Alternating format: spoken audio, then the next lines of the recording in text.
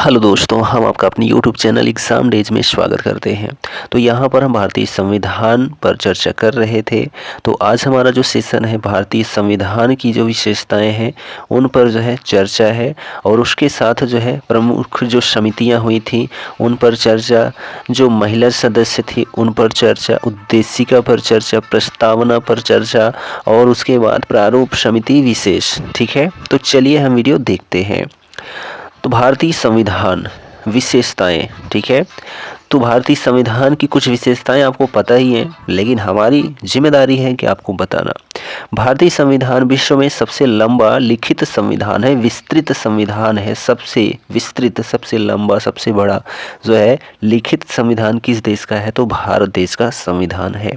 ठीक है, जिसको किसने लिखा था? तो प्रेम बिहारी नारायण रायजादा ने लिखा था। ठीक है, किस भाषा में लिखा गया था?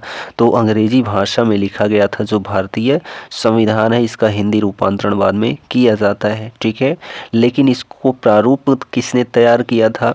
तो जो है डॉक्टर भीमराव अम्बेडकर जी ने इसका प्रारूप तैयार किया था, इसलिए उनको जो है भारतीय संविधान का जनक माना जाता है। ठीक है, मूल रूप से 1949 संविधान में एक प्रस्तावना जिसमें 395 अनुच्छेद, 22 भाग और 8 अनुसूचियां जो है शामिल थी। कब? 1949 तक में जो है, जब पूर्ण रूप से 26 जनवरी को, ठीक है, 26 जनवरी को पूर्ण रूप से संविधान लागू होता है। उस समय 395 अनुच्छेद, 22 भाग और 8 अनुसूचियां शामिल थीं, लेकिन वर्तमान में 470 अनुच्छेद हैं, 25 भाग हैं और जो है 12 अनुसूचियां हैं। ठीक है, तो ये पॉइंट जो है कंठस्थ करने योग्य है, इनको आप ज़रूर कंठस्थ करें। ठीक है, चलिए 42वां संविधान संशोधन अधिनियम 1976 को मिनी संविधान भी कहा जाता है। ठीक है, किसको? तो 42वां जो संविधान संशोधन 1976 है ना, इसको मिनी संविधान भी कहा जाता है। लेकिन आपको एक और पॉइंट मिलेगा, भारत सरकार अधिनियम। ठीक है, भारत सरकार अधिनियम जो है 1935, इसको भी क्या कहा जाता है? मिनी संविधान कहा जाता है।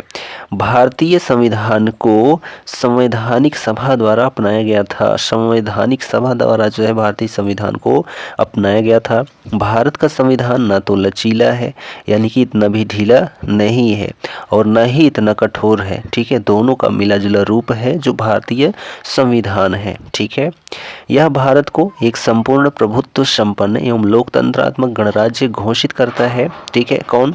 जो भारतीय संविधान है। इसमें सभी भारतीय नागरिकों को मौलिक अधिकार प्रदान किया गया है। कैसा अधिकार? मौलिक अधिकार प्रदान किया गया है। ठीक, इसमें मूल कर्तव्यों एवं मौलिक अधिकारों का भी जो है उल्लेख किया गया है कि इसमें भारतीय संविधान में। ठीक, भारतीय संविधान जो है धर्मनिरपेक्षता को क्या करता है? तो बढ़ावा देता है धर्मनिरपेक्षता को। यह धर्मनिरपेक्षता क्या है? तो धर्मनिरपेक्षता वह है जिसमें किसी विशेष धर्म के जिक्र नहीं किया जाता है, सभी धर्मों को विशेष महत्व दिया जाता है। ठीक है, इसमें जो है जो भारतीय संविधान है इसमें जो है एकल नागरिकता का प्रावधान है। कैसा? तो एकल नागरिकता का प्रावधान है, यानी किसी देश में आपकी नागरिकता है तो वही नागरिकता रहेगी। ठीक है, ये नहीं कि दो देश की नागरिकता प्राप्त की जा सकती है। ठीक, और उसके बाद जो है एकीकृत एवं स्वतंत्र न्यायपालिका है भारतीय संविधान की। ठीक है, एकीकृत है एवं स्वतंत्र है। ठीक, सार्वभौमिक वयस्क मताधिकार है, यानी कि सभी लोग जो है किसी भी जाति वर्ग भेद, ठीक है, किसी भी वर्ग के हैं तो उनको जो है मत देने का अधिकार है, यदि वह 18 वर्ष की उम्र सीमा पार कर चुके हैं तो। ठीक है, संघवाद। ठीक, भारतीय संविधान में जो है क्या है? तो संघवाद है। अब यह संघवाद क्या है? तो इसमें जो है जो शक्तियां हैं उनका बंटवारा किया गया है। एक तो संघ में, यानी कि केंद्र के रूप में जो है शक्तियों का बंटवारा किया गया है, और दूसरा जो है राज्य के रूप में शक्तियों का बंटवारा किया गया है। और इन सभी का जो मुखिया होता है वह कौन होता है? तो प्रधानमंत्री होता है, देश का प्रधानमंत्री होता है। ठीक है, सरकार का संसदीय स्वरूप देखने को मिलता है भारतीय संविधान में। सरकार का संसदीय स्वरूप देखने को मिलता है और यह जो संसदीय स्वरूप है इनमें आपको देखने को मिलता है लोकसभा और राज्यसभा। लोकसभा यानी कि लोगों का प्रिय सदन या निम्न सदन, और राज्यसभा जो कि अस्थायी सदन होता है, ठीक है, उच्च सदन होता है। इन दो सभाओं में यानी सदनों में बटा हुआ है भारतीय संविधान। आपातकाल का प्रावधान भी दिया गया है किसमें, भारतीय संविधान में, ठीक है। आपातकाल का प्रावधान भी किया गया है। 352 अनुच्छेद है, 356 अनुच्छेद है और 360 अनुच्छेद है। यह वित्तीय है यानी वित्तीय आपात आपको देखने को मिलेगा। 356 में राष्ट्रीय आपात देखने को मिलेगा और 352 में केंद्रीय आपात आपको देखने को मिलता है, ठीक है। और यहाँ पर जो है भारतीय संविधान को बनाने में कितना समय लगा तो आपको जानकारी होगी, 2 वर्ष, ठीक है। 2 वर्ष 11 माह और 18 दिन जो है इसको लिखने में या बनाने में लगा था भारतीय संविधान को। इतना समय क्यों लगा तो यहाँ पर जो है 251 पेज की जो है यह कॉपी है। मूल प्रति जो है ना वह 251 पेज की है। वह भी किस भाषा में है तो यह जो है इंग्लिश भाषा में, अंग्रेजी भाषा में लिखी गई थी प्रेम बिहारी नारायण रायजादा के द्वारा। और इसके वजन की यदि बात करते हैं तो जो वजन है 3.75 किलोग्राम है, ठीक है, जो मूल प्रति है, ठीक है। और इसको बनाने में जो है कुल कितना खर्च आया था तो इसमें जो खर्च आया था वह 64 लाख रुपए के करीब खर्च आया था, ठीक है। 64 लाख रुपए के करीब खर्च आया था किसको निर्माण करने में तो भारतीय संविधान को निर्माण करने में। और ये जो भारतीय संविधान है जो पुस्तक है इसमें कितने सदस्यों के हस्ताक्षर आपको देखने को मिलते हैं तो 284 सदस्यों के हस्ताक्षर देखने को मिलते हैं। और इनमें जो है 284 में से जो सदस्य हस्ताक्षर हैं उनमें 15 महिला सदस्यों के हस्ताक्षर थे, ठीक है। 15 महिला सदस्यों के हस्ताक्षर थे भारतीय संविधान में, ठीक। चलिए अब यहाँ पर हम बात करते हैं जो भारतीय संविधान की प्रस्तावना है, ठीक है।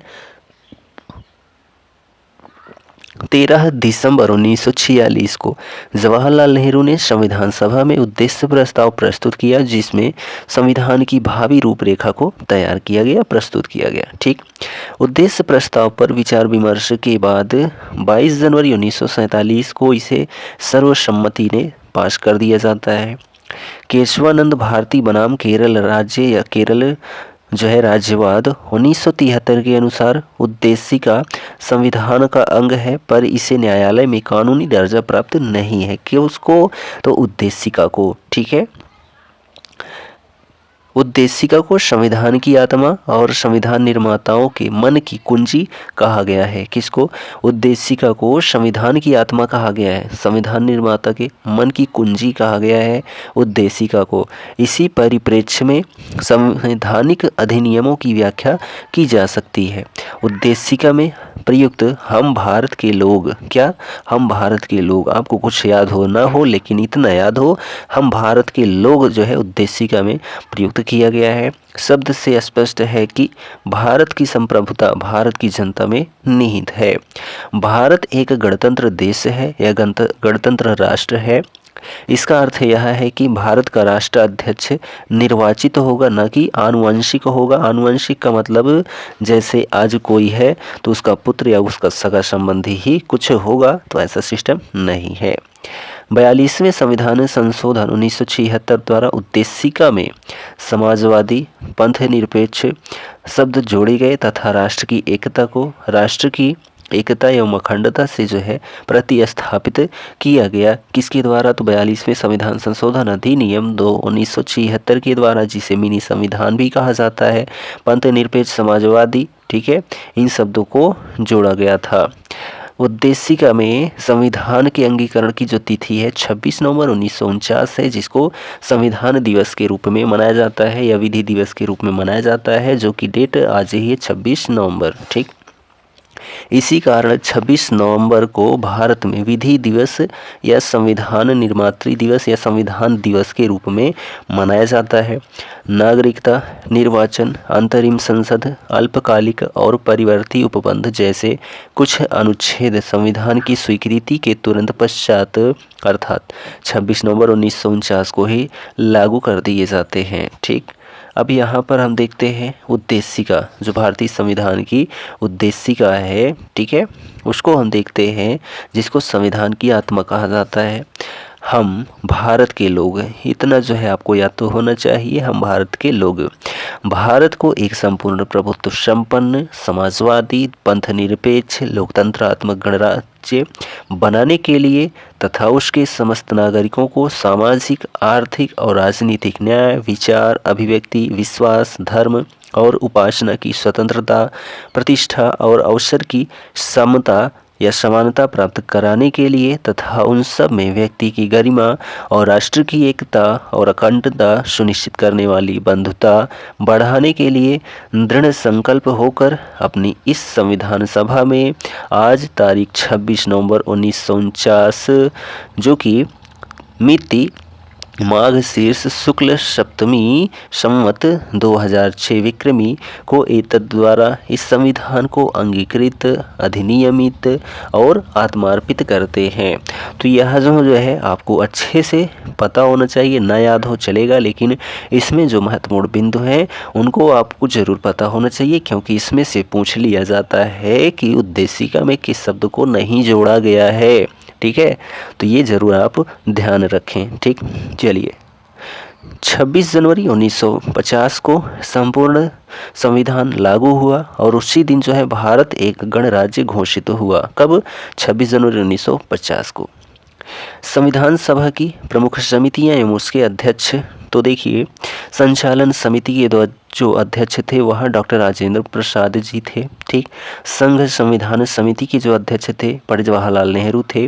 प्रांतीय संविधान समिति के जो अध्यक्ष थे सरदार वल्लभ भाई पटेल थे।